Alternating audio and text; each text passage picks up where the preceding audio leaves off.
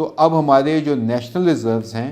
उनके ऊपर बड़ा सीरियस एक किस्म की ये आ गई है सिचुएशन। इस सिलसिले में मैं देख रहा था कि पहले कहाँ पे गंदम की अगर हमारी जब पैदावार में कमी आती है तो क्या होता है, तो उससे क्या सबक हासिल कर सकते हैं। तो मैं देखा कि 1960 की दिहाई में जब इंडिया में 2 दफ़ा कहत इस तरह से आया और उनकी जो खाने के लिए नहीं थे, लोग रोटी को तरस रहे थे, तो उन्होंने उस वक्त वहाँ पे एक नेशनल प्रोग्राम लॉन्च किया जिसमें कि वहाँ के वज़ीर आज़म जो थे लाल बहादुर शास्त्री, उनकी अपनी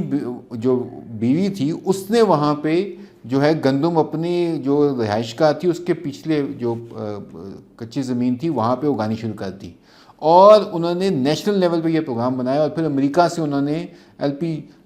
जो थी वो मंगवाई और उसकी बदौलत उन्होंने वहाँ पे फिर ये ग्रीन रेवोल्यूशन का सिलसिला शुरू